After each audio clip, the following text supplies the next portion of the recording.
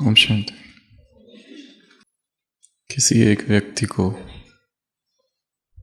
ये भ्रम हो गया कि वो पॉपकॉर्न है। पॉपकॉर्न। एक मनोचिकित्सक ने उसके ऊपर बहुत इलाज किया, साइको एनालिसिस किया कई सालों तक। भिन्न भिन्न प्रकार की मनोविज्ञान की पद्धतियाँ आजमाई और आखिर वो मनोवैज्ञानिक सफल हुआ। कई वर्षों की कड़ी मेहनत के बाद उस मरीज को वो मनोचिकित्सक पूछता है, तुम कौन हो? वो कहता है, मैं एक मनुष्य हूँ, एक पुरुष हूँ। जो उसके अंतरतम में बस गया था कि मैं पुरुष हूँ ही नहीं, मैं व्यक्ति हूँ ही नहीं, मैं कौन हूँ? एक पॉपकॉर्न हूँ। आज इलाज पूरा हुआ, उसे याद आ गया, उसे स्मरण आ गया, या फिर उसका रोग ठीक हो गया। अब उसे पता है कि वो पुरुष है, व्यक्ति है, और वो डॉक्टर का धन्यवाद करता है, कैबिन से बाहर निकलता है और 5 ही मिनट के बाद भाग भाग के वापस आता है। डॉक्टर पूछता है, क्या हुआ? वो व्यक्ति कहता है कि आपने मुझे ये क्यों नहीं बताया कि यहाँ पर बहुत सारी मुर्गियाँ हैं बाहर। डॉक्टर पूछता है, मुर्गियों को रहने दो, पर तुम तो पुरुष हो ना, पॉपकॉर्न थोड़ी ना हो। वो व्यक्ति कहता है, वो तो मैं जानता हूँ ना, मुर्गियाँ थोड़ी। वो तो मुझे पता है, उनको थोड़ी पता है। मनुष्य चेतना या मनुष्य 3 मंजिला इमारत है।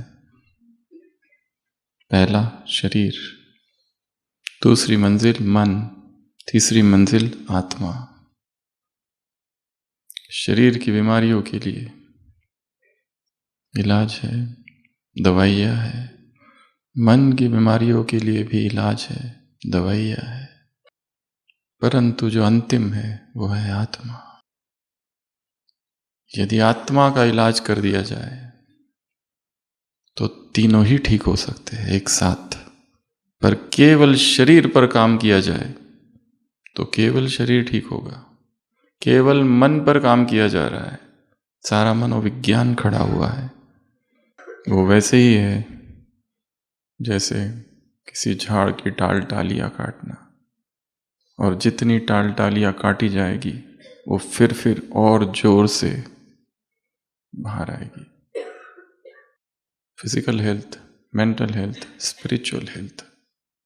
जो सीधा स्पिरिचुअल हेल्थ पर काम करते हैं, आध्यात्मिक स्वास्थ्य पर, आध्यात्मिक उन्नति पर, आत्मा को प्रकाश में लाने की ओर, उनकी धीरे धीरे सभी बीमारियां खत्म हो जाती है। काम निचले तल पर करना ही नहीं है, काम ऊपर के तल पर। यह एक नियम है प्रकृति का। नीचे के तल पर काम करने से ऊपर की बीमारियां नहीं जाती, परंतु अगर जड़ पर काम करो तो सब कुछ ठीक हो जाता है।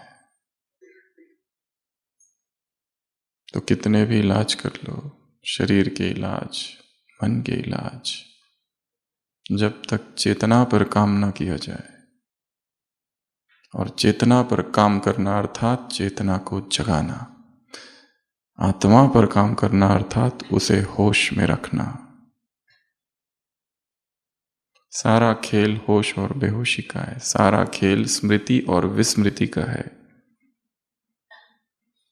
लड़ाई करनी ही नहीं है। विकारों से लड़ाई करते करते थकान हो जाती है। विकारों का दूसरा नाम है अंधकार। अंधकार से लड़ाई करनी नहीं है। बहुत कर ली, उदासी, निराशा और दुख, और कुछ नहीं मिला। केवल प्रकाश को लाना है। सारे दिन भर प्रकाश प्रकाश प्रकाश प्रकाश प्रकाश। जहां जहां अंधेरा आ जाता है वहां विकार आते हैं, और फिर दुख होता है, और फिर संघर्ष चालू होता है। वो सहज अवस्था नहीं है। सहज अवस्था, नेचुरल नेचर सहज हो जाए, उसके लिए क्या किया जाए, ये प्रश्न है। कैसे आत्मा अपने स्वरूप में टिकी रहे। कल की अव्यक्त वाणी, अनादिकाल और आदिकाल। मैं आत्मा हूं ये भी नहीं, मैं देवता हूं ये भी बोलने की आवश्यकता नहीं। सीधा स्वरूप में स्थित हो जाओ। स्वरूप में स्थित होते ही आत्मा के जो गुण है, जो शक्तियां हैं, वो स्वतः ही प्रकट होने लगेगी। और जो भी भ्रांतियां हैं, जो भी बीमारियां हैं, वो सब 1 सेकंड में धक से खत्म। कमजोरियों को धीरे धीरे खत्म करना है या एक धक से खत्म करना है? कौन सा अच्छा है, झटकू या धीरे धीरे धीरे धीरे धीरे? सोचेंगे, कल से करते हैं थोड़ा थोड़ा। उस जानवर को दर्द ज्यादा कब होता है, धीरे धीरे मारने में या झट से मारने में? झट से मारने में। जिस दिन जागृति आई वो परिवर्तन का क्षण है। परिवर्तन नहीं हो रहा है अर्थात संपूर्ण जागृति नहीं है। Complete awareness, complete mindfulness, complete alertness, complete understanding is complete freedom. संपूर्ण मुक्ति है। जब पता ही चल गया कि ये अंधकार है, ये बेहोशी है, जो होश में है वो गलती नहीं कर सकता। हाँ, कोई पल बेहोशी का आ गया बीच में, तब गलती होगी। काम गलती पर नहीं करना है, काम होश पर करना है। क्या काम संस्कारों पर नहीं कि ये संस्कार क्यों निकल के आ गया बाहर। काम करना है ज्ञान पर, ज्ञान के स्मरण पर, ज्ञान के चिंतन पर। ज्ञान याद रहे तो स्मरण रहेगा, जागृति रहेगी, अलर्टनेस रहेगी। जैसे ही ज्ञान की विस्मृति हुई 24 घंटे में 10 मिनट के लिए, उसी 10 मिनट में विकार, गलती, संस्कार, विकर्म या कुछ ना कुछ होगा। और मनोविज्ञान, शरीर के इलाज, ये गहराई तक नहीं जाते। वेस्टर्न फिलॉसफी जो है टाल टालिया, ईस्टर्न फिलॉसफी जो है वो गहराई तक जाती है। और उसमें भी धर्म, और धर्म में भी अध्यात्म, और अध्यात्म में भी स्वयं भगवान का दिया हुआ जो ज्ञान है, ये सर्वश्रेष्ठ है। ये पढ़ाई कैसी है? सुबह के महावाक्य, द बेस्ट। और हम कौन है? The best students. तो काम कहाँ करना है? ऊपर, आत्मा पर, होश पर, अलर्टनेस पर। बस यही एकमात्र रहस्य है, सीक्रेट है। कोई दूसरा कुछ नहीं कर सकता। जो करना है हमें ही करना है। कल की अव्यक्त वाणी, बहुत सारी बातें थी उसमें, सबने पढ़ी है, चिंतन किया होगा, मनन किया। उसमें से हम केवल 2 ही बातें उठाएंगे। सबसे पहला नेचर, नेचुरल, और दूसरा हाउ टू हैंडल अदर्स, दूसरों के साथ कैसे चले, टीचर से मुलाकात। सबसे पहला है नेचर, नेचुरल। उसमें 3 बातें हैं। सबसे पहला पाखंड से मुक्ति, झूठ से मुक्ति। जो हम मास्क पहने हुए हैं, मुखौटा, उसको उखाड़ कर फेंक देना, तो सहज स्वभाव की तरफ चलेंगे।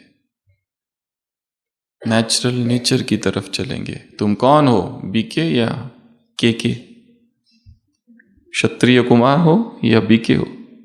कल की मुरली में था ना, के हो या बीके हो? सहज स्वभाव क्या है? जो ब्रह्मा का स्वभाव वो तुम्हारा स्वभाव, जो अनादिकाल का स्वभाव, आदिकाल का स्वभाव, वहां बैठ के मैं आत्मा हूं नहीं कहते, या फिर मैं देवता हूं भी नहीं। सहज स्थित है, स्वाभाविक रीति से स्थित, सहज नैसर्गिक रूप से स्थित है, कोई उसमें झूठ नहीं है। तो 3 चरणों में पहला चरण है झूठ से मुक्ति, पाखंड से मुक्ति। दूसरा है स्वयं को जैसा मैं हूं वैसे ही स्वीकार कर लेना। जो है जैसा है, मैं हूं, बस ये हूं। और तीसरा, संघर्ष नहीं, बहना नदी के प्रवाह के साथ। लड़ाई करते रहोगे तो दुख ही होगा, निराशा होगी, कभी हार होगी कभी जीत होगी। सच, संघर्ष नहीं, सहज बह रहे, स्वाभाविक स्वभाव। तो सबसे पहला झूठ से मुक्ति।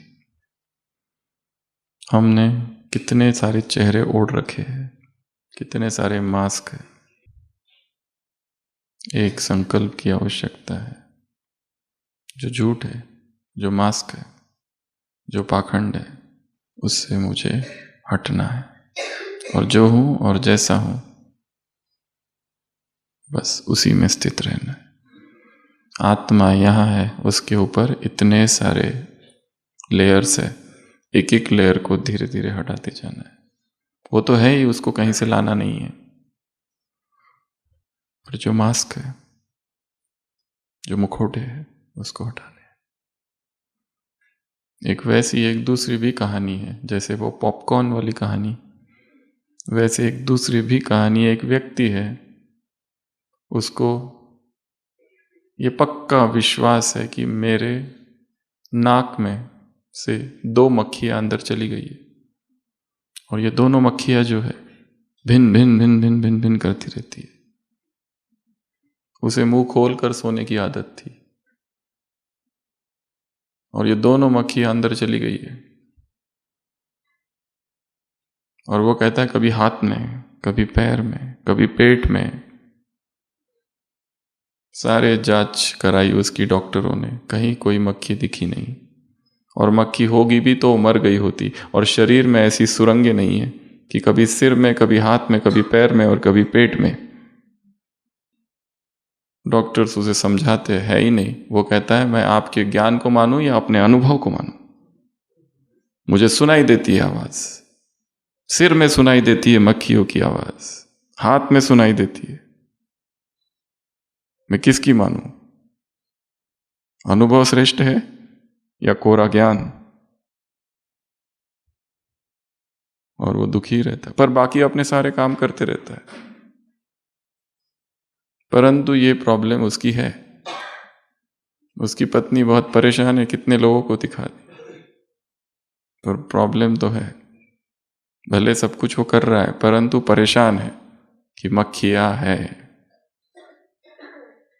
किसी से उसका इलाज नहीं होता। आखिरकार एक फकीर उस गांव में आता है, पत्नी उसके पास जाती है, फकीर के पास। वो कहती है ले आओ उसको।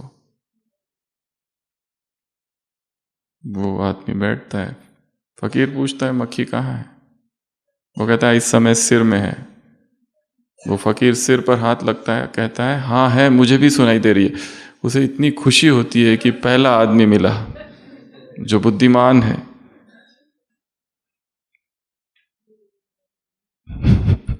मेरे दुख को जिसने समझा, वास्तव में है, और उसका आत्मविश्वास जगता है, कि विश्वास हो जाता है कि आई एम नॉट रॉन्ग। फकीर कहता है मैं तुम्हारे घर आ जाऊंगा दूसरे दिन। इस मक्खी को, इन मक्खियों को हमको निकालना ही है किसी भी हालत में। एक नहीं, 2 है, कभी हाथ में, कभी पैर में।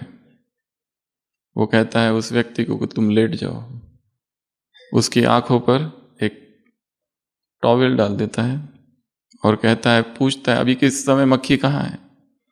वो व्यक्ति कहता है इस समय एक पैर में है और एक दूसरे पैर में है। थोड़ी देर के बाद वो व्यक्ति पूछता है, वो फकीर पूछता है अब कहाँ है? वो कहता है दोनों इस हाथ में है, फिर दोनों उस हाथ में है, इस समय पेट में है। और जब वो कहता है दोनों मक्खी इस समय गले गर्दन पर बैठी हुई है, तब वो फकीर उससे कहता है कि बस अभी समय है, जोर से आ करो और हवा बाहर फूको। और तब तक वो फकीर दो मक्खियां कहीं और से पकड़ कर लेके आ जाता है और एक बोतल में भर देता है और उसको कहता है फूको। वो फूकता है और फिर वो टॉवेल निकाल के दिखाता है उसको, ये रही मक्खियां। उसे इतनी खुशी होती है, इतनी खुशी होती है, कहते हैं सारे वो डॉक्टर्स मूर्ख थे, अब जाके दिखाऊंगा उनको, ये रही। पर उसकी पत्नी देख लेती है ये जो उसने किया उस फकीर ने। फकीर उससे कहता है अगर चाहती हो कि ये ठीक रहे तो राज को राज ही रखना, नहीं तो वो मक्खियां फिर आ जाएगी। भ्रांति लंबे समय की थी परंतु टूटने में कितना समय लगा? एक क्षण। अज्ञान बहुत गहरा है परंतु टूटने के लिए एक क्षण। अंधेरा बहुत गहरा है परंतु प्रकाश आते ही समाप्त। विकार बहुत कड़े हैं, संस्कार बहुत पुराने हैं, एडिक्शंस कब से चल रहे हैं, वही आदतें, वही संस्कार, वही गलतियां बार बार बार बार बार बार, वही काम विकार, वही क्रोध, वही लोभ, वही मोह, वही अहंकार। सब अंधकार है, सब भ्रांतियां है, सब वहम है। लोगों ने उसको समझाया, डॉक्टरों ने समझाया ये तुम्हारा वहम है, पर उसने क्या कहा? वहम कहने मात्र से वहम से मुक्ति नहीं हो जाती है, वहम भी अंधकार ही है। वहां केवल और केवल प्रकाश को लाना है, इसके लिए ज्ञान की पिपासा को बढ़ाना है। बुद्धि में निरंतर ज्ञान ज्ञान ज्ञान, याद याद याद। और सेवा करते समय किसकी सेवा कर रहे हैं उसका स्मरण। छोटी सेवा हो, यहां बैठे हैं, कुछ काम कर रहे हैं, कुछ भी कर रहे हैं, बुद्धि में ज्ञान। किसी मुरली में बाबा ने कहा था एक है बाप और एक है बाप का ज्ञान। एक है बाप को याद करना, एक है बाप के ज्ञान को याद करना। बाप के ज्ञान को याद करने में ज्यादा फायदा है। साकार महावाक्य। क्योंकि ज्ञान हमें ऊंचा रखेगा। ज्ञान की विस्मृति होते ही मन कहाँ भागता है? अतीत में या भविष्य में। भविष्य की चिंताएं घेर लेती है, अतीत के विकार अविर से आक्रमण करते हैं। वही चिंता, वही दुख, वही बेचैनी, वही अनिद्रा, वही दूसरों के प्रति संकल्प, ये ऐसे क्यों है? तो सहज स्वभाव, सहज स्वाभाविक स्थिति, नेचुरल नेचर, ब्राह्मणपन की नेचर। सबसे पहला पाखंड से मुक्ति, वहम से मुक्ति, विकारों से मुक्ति, झूठ से मुक्ति। दूसरा, स्वयं को जो हूं सभी विकारों के साथ स्वयं को स्वीकार कर लेना। सब कुछ किया है पर अब भी बहुत मंजिल आगे है। जो भी पुरुषार्थ किया आज तक, अब तक, पर दुखी नहीं हो जाना, पुरुषार्थ जारी रखना है। 1000 बार गिरने के बाद फिर से एक बार उठ खड़े हो जाए, स्वयं को स्वीकार कर लेना, ये मैं हूं। और तीसरा, संघर्ष नहीं, युद्ध नहीं, बहना, सहज भाव से बहते रहे। जितना लड़ाई करते रहेंगे उसमें हार जीत हार जीत हार जीत हार जीत, सुख दुख होते रहे। इसलिए कुछ कुछ चीजों को वैसे ही स्वीकार कर लेना जैसी वो है, जिसको हम बदल ही नहीं सकते। हमने सारी कोशिशें कर ली फिर भी कोई बड़ी बात ही नहीं है, सब छोटी बातें हैं। यहां पर इस संसार में जो कुछ हो रहा है सब छोटी छोटी बातें हैं। कोई एक भाई एक कहानी सुना रहा था शायद कोई फिल्म की कहानी है या कुछ। एक महिला है, बहुत अमीर, करोड़ों का बिजनेस है, उसके अंडर हजारों लोग काम करते हैं। जा रही है, एयरपोर्ट पर गई, फ्लाइट मिस हो गई, लेट हो गई।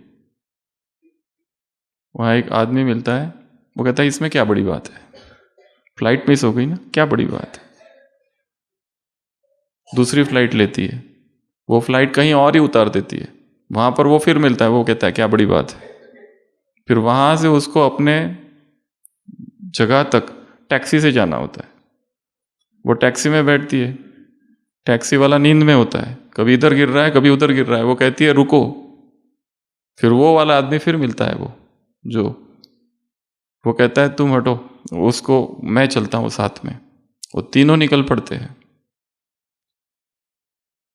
रास्ता भटक जाते हैं। वो और इरिटेट होती है वो लेडी, ये कहता है इसमें क्या बड़ी बात है। फिर गाड़ी फेल हो जाती है, वो कहता है इसमें क्या बड़ी बात है। फिर वहां से वो पैदल जाते हैं, एक ढाबा होता है वहां बैठते हैं। वो लेडी होती है, उसका मोबाइल जो होता है उसकी बैटरी खत्म हो जाती है, वो कहता है क्या बड़ी बात है। और जब वो लोग यहाँ आते हैं, वो लेडी कहती है जाओ जाके सामान लेके आ जाओ, टैक्सी में रखा हुआ। वो सामान लेके आता है, उसका भूल जाता है, अपना लेके आता है। वो कहता है मेरा उसमें सब कुछ था। वो कहता है तो क्या बड़ी बात है, चीजें ही तो गई है। फिर मोबाइल होता है, वो उसका मोबाइल लेती है, और वो अचानक से कुछ हो जाता है, वो मोबाइल सब्जी के डब्बे में, वो सब्जी रखी रहती है उसमें गिर जाता है, गीला हो जाता है। वो कहता है क्या बड़ी बात है, फिर बन जाएगा। मोबाइल गया, क्या बड़ी बात है। टैक्सी फेल हो गई, क्या बड़ी बात है। फ्लाइट मिस हो गई, क्या बड़ी बात है। हर चीज यहाँ छोटी ही है। वो बहुत इरिटेट हो जाती है उसके साथ रहते, ये कैसा आदमी है, हर चीज में क्या बड़ी बात है, क्या बड़ी बात है। दोनों आगे बढ़ते हैं, और उस लेडी के लिए ये लाइफ ट्रांसफॉर्मेशन एक्सपीरियंस होता है। उसने कभी रात देखी नहीं थी, ऐसे चांद सितारे कभी देखी नहीं थे। वो पहली बार सुबह उसने पहली बार देखी उस गांव में। वहाँ से बैल, हाथी, ऊंट ये सब लेके एक स्टेशन पे पहुँचते, वहाँ से ट्रेन होती है, तो उसका धन्यवाद कहती है, मैंने तुमको कुछ बोला, थैंक यू वगैरह, और वो जाती है, देखती है उसका पॉकेट किसी ने मार लिया, बैग फटी हुई। फिर वो मिलता है, वो कहता है मेरा भी गया, क्या बड़ी बात है। पैसे गए, क्या बड़ी बात है। अब उसके पास अपना एक लैपटॉप है बस। वो भी आगे जाती है, वहां पर लैपटॉप चोरी हो जाता है, वो कहता है क्या बड़ी बात है। हर चीज में क्या बड़ी बात है, क्या बड़ी बात है। लैपटॉप गया, सब गया, सब गया, फ्लाइट मिस हो गई। और लास्ट में दिखाया है उसको वो उसको घर पे छोड़ देती है, वो कहता है मैं चला जाऊंगा। उसका हस्बैंड लेने आ जाता है वहां पर, वो कहता है मैं चला जाऊंगा। तो ये लोग जब वापस आ रहे होते हैं, वो और उसका हस्बैंड, लेडी, उसको ख्याल आता है मुझे वापस उसके घर जाना है, देखना है क्या है। और वो उसके घर पहुंचती है, तो वो देखती है कि वहां एक लेडी है। वो कहता है ये कौन है, कहते मेरी वाइफ है। वो जो क्या बड़ी बात है कहने वाला, वो 2 साल से कोमा में है, डॉक्टरों ने जवाब दे दिया है, डॉक्टर बोलना बंद कर दिया है। तब उसको समझ में आता है जिसके लाइफ में इतनी बड़ी बात हो गई है, उसके लिए इस संसार की सारी बातें कैसी है, बहुत ही छोटी है।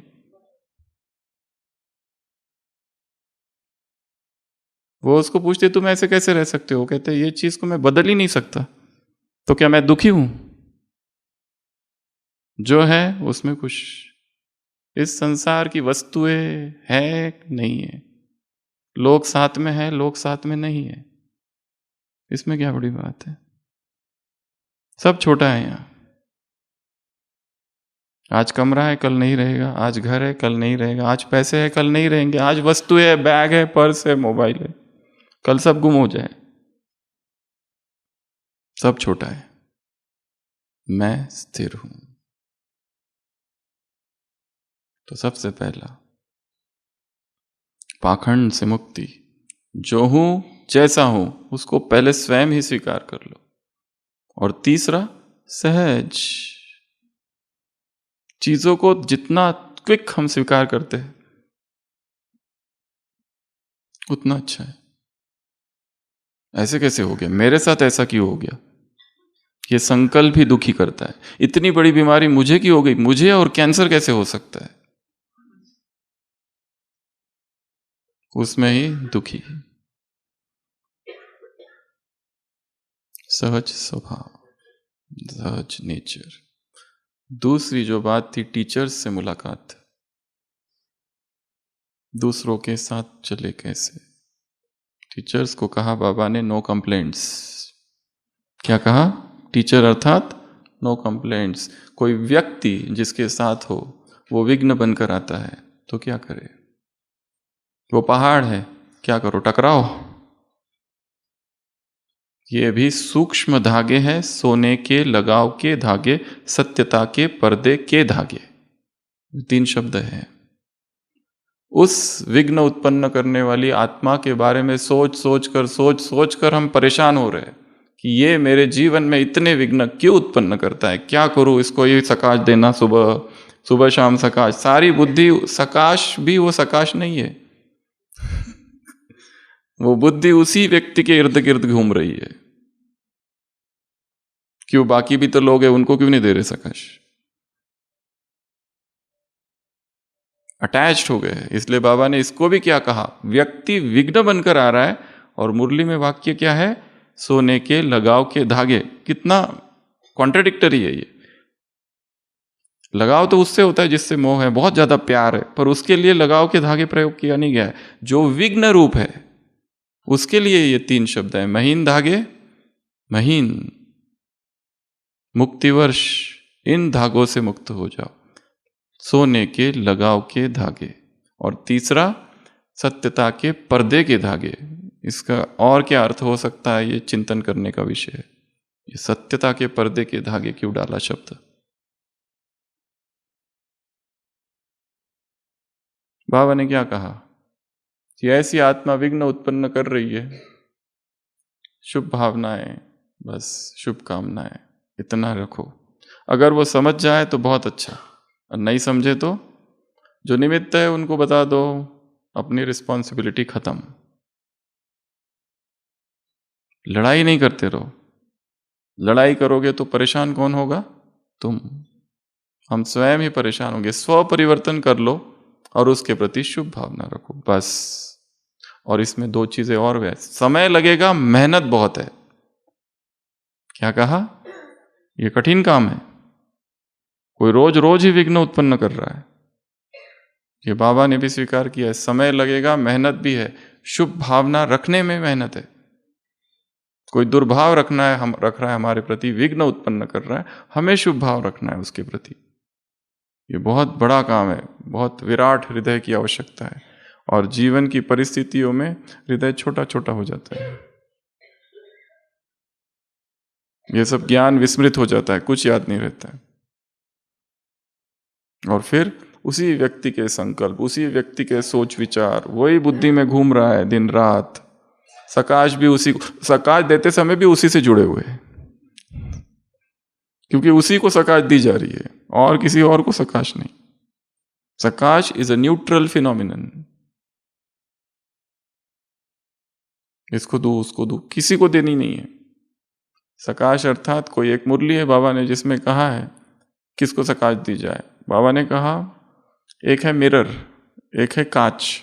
कांच पर लाइट गिरता है, अपने आप वो रिफ्रैक्ट होता है, अपने आप। जिसको जहां सकाश चाहिए, तुम केवल स्थित हो जाओ अपने स्वरूप में, अपने आप किरणें जाएगी। जिसको जहां चाहिए उसको वहां मिल जाएगी, तुम्हें कुछ नहीं करना है। ये ऐसा क्यों करता है, ये वैसा क्यों करता है, इसने ऐसा क्यों किया, इसने वैसा क्यों कहा। ये व्यर्थ है, और व्यर्थ का भयंकर विस्तार है, जाल है, जाल, भयंकर बड़ा जाल। एक बार इसमें घुस गए तो ये भी नहीं पता चलता कि ये व्यर्थ है। सहज विचार चालू रहते हैं एट द बैकग्राउंड में। सेवा कर रहे हैं, रोटियां बना रहे हैं, सब्जी काट रहे हैं, परंतु अंदर में वही वही विचार चल रहे, बैकग्राउंड म्यूजिक। उससे मुक्त ही नहीं है। जो कर रहे हैं वहां है ही नहीं, जिस स्थान पर है उस स्थान पर है नहीं, कहीं और है। या तो उस व्यक्ति को समझाने की कोशिश कर रहे हैं, कन्विंस करने की कोशिश कर रहे हैं, या डराने की कोशिश कर रहे हैं, धमकाने की कोशिश कर रहे हैं, मैसेज करने की कोशिश कर रहे हैं, मन में सारा क्रियाएं चालू है, उससे कुछ नहीं होगा।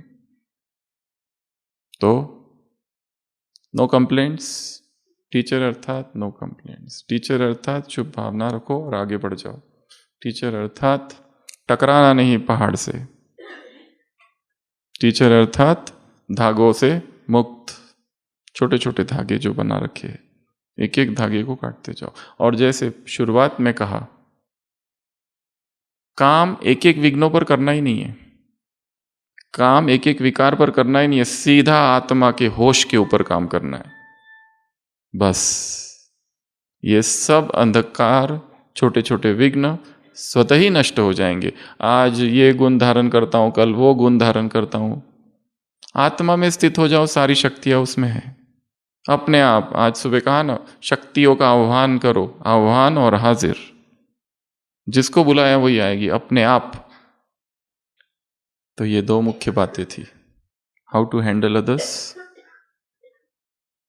दूसरा सहज स्वभाव, सहज समाधि, सहज योग, सहज स्थिति।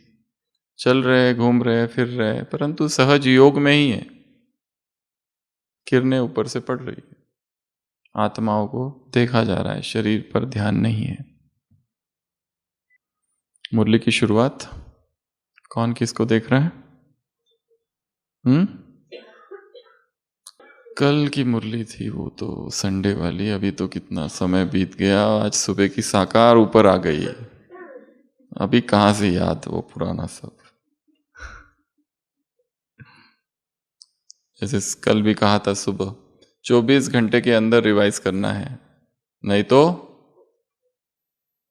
जब वो अगली बार पढ़ोगे यही मुरली कल वाली, जब एक मास के बाद पढ़ोगे तो ऐसे लगेगा एकदम नहीं है, ये तो कभी सुनी नहीं, पढ़ी नहीं, फर्स्ट टाइम पढ़ रहे, फर्स्ट रीडिंग होगी वो। अगर रिवाइज नहीं करते तो 80% आउट। आज सुबह की मुरली अगर कल सुबह की मुरली से पहले रिवाइज नहीं की तो गई। केवल एक तृप्ति, संतुष्टता है कि नियम को निभाया, गए थे, बैठे थे, लिखा था, पढ़ा था, डायरी में भी लिखा है, पर क्या है वो मत पूछो। रिवीजन, बेस्ट स्टूडेंट की निशानी क्या है? क्या करता है वो? रिवाइज करता है, रिवाइज करता है। और रिवीजन के लिए कितना टाइम देना चाहिए? कितना? अगर 1 घंटे में मुरली पड़ी है, फर्स्ट रीडिंग 1 आवर का है, तो रिवीजन कितना टाइम पे होना चाहिए? Divide by 3। अगर 1 घंटा लगाया है तो कितने में होना चाहिए? बस 10-15 मिनट में हो जाना चाहिए।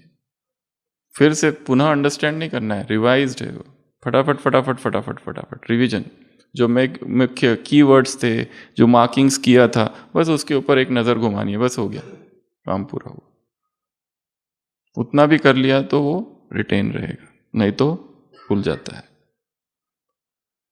समर्थ बाप है, किसको देख रहा है? समर्थ बच्चों को देख रहा है। भाग्य की स्मृति दिलाई, भाग्य के महल में बैठे हैं, परंतु फिर भी स्वयं को भिखारी समझ रहे, तो क्या किया जाए? ये दे दो, वो दे दो, इसकी बुद्धि का ताला खोलो, उसकी बुद्धि का ताला खोलो, बाबा ये दे दो, बाबा वो भी दे दो, बाबा शक्ति दे दो, बाबा बीमारी बहुत है, ये दर्द घुटने का ठीक कर दो थोड़ा सा। बैठे कहाँ हो? महल में, राजा हो, और बोल किसकी तरह है? भिखारी की तरह, एक दरिद्र की तरह। कितने सारे भाग्य हैं। सबसे पहला, भगवान कौन है? माँ बाप पालना कर रहा है। भगवान कौन है? टीचर इतना दूर से आता है पढ़ाने के लिए, द बेस्ट पढ़ाई। भगवान कौन है? गुरु, सदगुरु, श्रीमत, वरदान। भगवान कौन है? फ्रेंड। क्या करता है ये फ्रेंड? क्या करता है ये फ्रेंड? मनाता है, रूठते हो तो मनाता है, क्या कहता है? बीती सो बीती, चलो हो गया सो हो गया। आंसू भी पोंछता है, आंसुओं को कहाँ रखता है? किसके दिल की डिब्बी में?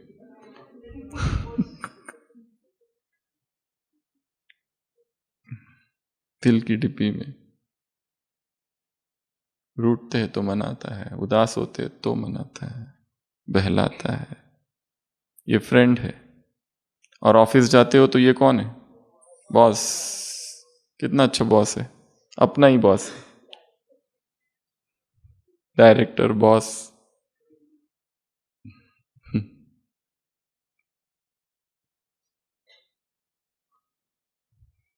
और साथी है, सातवां।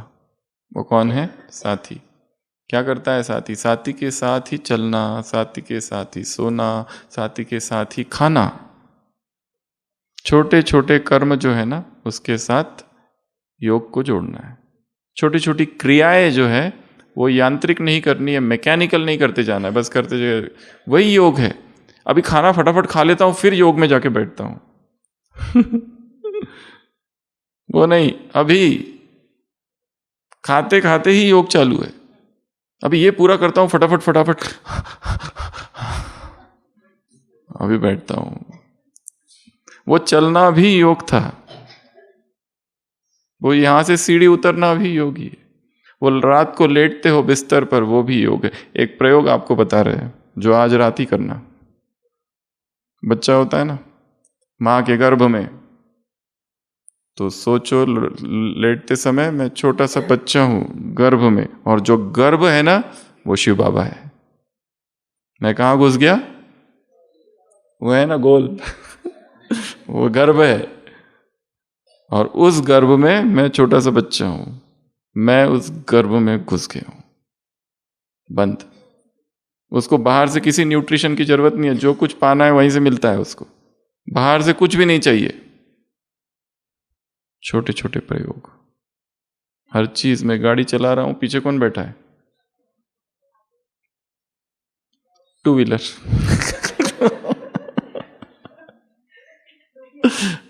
पिताजी कोई बैठते हैं पीछे तो कैसे कहते हैं बेटे को, इधर इधर, अरे अरे इधर, अरे उधर, अरे इधर, अरे उधर, ये देखना वो देखना। तो ये भी ध्यान रखता है। छोटे छोटे कर्मों में उसे जोड़ना है, हर छोटे छोटे कर्म में। कर्म कहो, क्रिया कहो, एक्शंस कहो, और शब्दों को थोड़ा बदलना है, शब्दों से थोड़ा खेलना है। कर्म कर्म कर्म कर्म, कर्म शब्दों को हटाओ, क्रिया शब्दों को लाओ। छोटी छोटी क्रियाओं में उसको जोड़ना है। शब्दों में भी नवीनता चाहिए, नहीं तो वही वही शब्द बोलते बोलते मैं कर्म योगी हूं, कर्मेंद्र जीत हूं, ये हूं वो हूं। कर्मेंद्र जीत को हटाओ, इंद्रिय जीत को लाओ। मास्टर सर्वशक्तिवान हूं, मास्टर सर्वशक्तिवान, महाबली हूं, बाहुबली हूं, शक्तिशाली हूं, हनुमान हूं, अतुलित बलधामा हूं, बजरंग बली हूं, स्ट्रांग हूं, पावरफुल हूं, महाकाल हूं। नए शब्दों को लाना है। शब्द वही वही वही वही सुनते सुनते मन भी कब बोलता है और कब पूरा होता है, कब ट्रैफिक कंट्रोल बजता है और कब पूरा होता है, पता ही नहीं चलता है। होश, होश की अवस्था जागरण की अवस्था है। तो वो माँ है, वो बाप है, वो टीचर है, वो गुरु है, वो साथी है, वो बॉस है और फ्रेंड है। ये सारे ही संबंधों का अनुभव। साथी, खाना उसके साथ अकेले खाओ तुम्हारी गलती है, अकेले सो तो क्या होगा? बुरे बुरे स्वप्न आएंगे, खतरनाक, डरावने, दुस्वप्न, नाइटमेयर्स। उसमें भी प्रयोग करना। एक प्रयोग आपको अभी बताया, कहां घुस जाएंगे?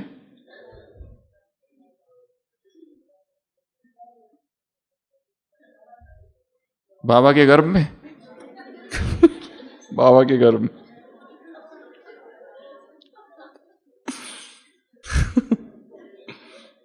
शिव बाबा ही गर्भ है, तो सुबह ज्ञान के गर्भ से जन्म होगा।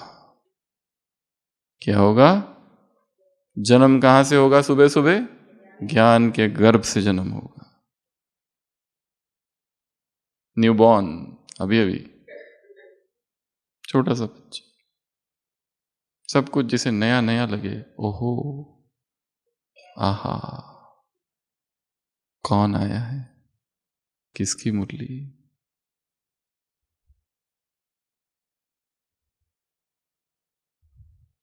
सहज हो। हमारी सहजता जैसे जैसे हम बड़े होते जाते खत्म होती जाती है। छोटा बच्चा कितना सहज होता है, फिर उसे समाज अपनी लिखावट सिखाता है और वैसा कटु कठोर हो जाता है।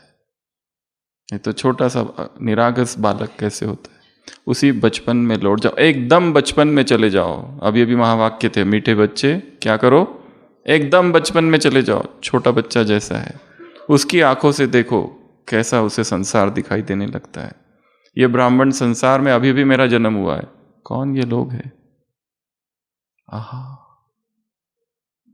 कौन सा ये स्थान है, आहा। ऐसे तो ये सारी लिस्ट थी मुरली की शुरुआत में। और फिर 2 गीत थे, गीत गाते रहो। कौन से गीत? हाँ मेरा भाग्य, और साथ साथ कौन है? स्वयं भगवान। चलते हुए इसका अनुभव, गीत गाते हुए उसका अनुभव, म्यूजिक बजाते समय उसका अनुभव, सब कुछ करते हुए। वैरायटी गुलदस्ता है, उस गुलदस्ते में मैं भी हूं। जब भी अव्यक्त वाणी चले, इमेजिन करो, देखो वो स्थान को, उस कालखंड में पहुंच जाना है। Time travel. मुरली कब की है? 31 जनवरी 1998। तब चले जाओ, उसी हॉल में बैठ जाओ और देखो अपने आप को। कुमारों को बाबा उठा रहे तो मैं भी उठ रहा हूं, माताओं को उठा रहे तो मैं भी उठ रही हूं, कुमारियों को उठा रहे तो मैं भी उठ रही हूं। उसमें हूं मैं, मेरे सामने चल रही है ये मुरली, मैं दृष्टि ले रहा हूं, किरणें पड़ रही है। वो पूरा पिक्चर क्रिएट करना है माइंड के सामने और उसमें प्रवेश करना है और उस तरीके से पॉइंट्स लिखने, याद रखने, देखने, समझने, अपने आप स्थिति होगी। नेक्स्ट और क्या था मुरली में? एक तो भाग्य की बात, टीचर्स से मुलाकात, वैरायटी गुलदस्ता, उसके बाद में अकाउंट्स और खजाने, संकल्प के खजाने। आज सारे दिन भर कितने वेस्ट, जितने थॉट्स आए वो सब वेस्ट में गया। जितने न्यू संकल्प और महान संकल्प निर्माण किए गए वो है खाता जमा। जमा करो जमा करो जमा करो। क्या कहा मुरली में? जमा करो जमा करो जमा करो, 3 बार बोला है। दूसरा खजाना समय। कितना टाइम वेस्ट कर रहे हो मोबाइल पे बात करते करते या कुछ और करते करते। No time waste. अगला बोल। बोल कैसे हो? बहुत सारी बातें बोली है बोल के विषय में। सुख देने वाले बोल कैसे हो? मधुर बोल कैसे? शुभ भावना वाले बोल कैसे हो? आगे बढ़ाने वाले। और मुरली में क्या है? दूसरे देखे सुने तो क्या कहे? क्या कहे? दूसरे सुने तो क्या कहे?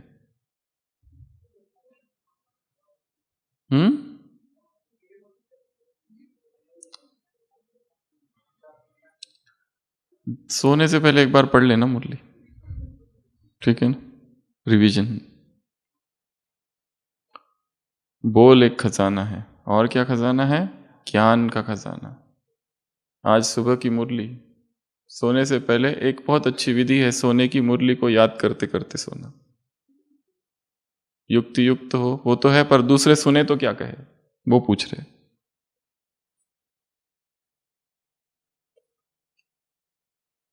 रोज जो मुरली चलती है उसको याद करते करते करते करते सो जाना है, तो विकारी स्वप्न नहीं आएंगे, तो डरावने स्वप्न नहीं आएंगे, तो बेचैनी नहीं होगी। परंतु वो मुरली तभी याद आएगी सोते समय जब दिन में कई बार रिवाइज की है उसको, तो ही, नहीं तो नहीं। कोई अचानक आ जाए तो क्या, ये बोल है या मोती, ऐसा बोले, कोई सुन ले अचानक से तो क्या कहे, ये बोल है या मोती है, क्या है? कुछ कुछ महावाक्यों को पकड़ना है, खींच के निकालना है वहां से, अलग से लिखना है डायरी में रंग रंग बिरंगी, और उसको रिवाइज करना है, हीरे मोतियों जैसे। नेक्स्ट खजाना योग का, नेक्स्ट खजाना गुणों की प्राप्तियों का, दिव्य गुणों का। हर मुरलियों में नई नई चीजें होती है, ये वैरायटी है, उस पर काम करना है और सहज भाव से काम करना है। पढ़ते पढ़ते ही उसको मन की आंखों से देखना है, तो वो छप जाएगा अंदर पिक्चर के रूप में। और कुछ था मुरली में? तुम शक्तिवान नहीं मास्टर सर्वशक्तिवान, तुम गुण सर्वगुण संपन्न, था ना? तो सहज भाव को लाना है, ठीक है। और हर मुरली से कोई ना कोई एक पॉइंट लेनी है जो जिस पर मुझे सबसे ज्यादा काम करना है। पूरी मुरली में से एक, बाकी पॉइंट्स तो बहुत सारी लिख ली, पर एक है जिस पर मुझे काम करना है, वो एक ही है। फिर उसकी प्लानिंग बनानी है, क्या करूं इसके ऊपर, ठीक है। ऐसे कैसे? अथाह खुशी में रहने वाले बच्चों को, ऐसे शक्तियों का आह्वान किया और शक्तियां हाजिर ऐसे बच्चों को, ऐसे सजा न खाने वाले बच्चों को, ऐसे द बेस्ट पढ़ाई पढ़ने वाले बच्चों को, ऐसे नशे में रहने वाले बच्चों को, ऐसे माताओं को क्या कहा, राम की सीताएं, ऐसे ब्राइड ग्रूम की ब्राइड्स, ऐसे ज्ञान का कलश सिर पर रखने वाली माताओं को, ऐसे राइटियस बच्चों को, ऐसे देवता समार सूक्ष्म खाने वाले बच्चों को। खान पान कैसा है देवताओं का? सूक्ष्म, इसीलिए धीरे धीरे अभ्यास फल और रस पे रहने का भी करना है। विनाश काल में यह भी कहा कुछ नहीं मिलेगा, खुशी की खुराक खानी पड़ेगी। फलों को फलों पर और रसों पर रहने का अभ्यास शक्तिशाली बनाएगा। रिफाइंड नहीं, क्या कहा? फाइन को और रिफाइन करो। ऐसे बच्चों को, ऐसे मेहरबान हुए बाप को स्वयं बाप मेहरबान हुआ है, ऐसे पतित पावन बाप के बच्चों को, ऐसे खिवैया, ऐसे बागवान, कितने सारे उसके टाइटल है, ब्लिसफुल, ऐसे बाप के बच्चों को मुरलियों के साथ खेलते रहना। मुरलिया क्या है? एक नदी है, नदी में कूद जाओ, नदी खुद तैरना सिखाएगी।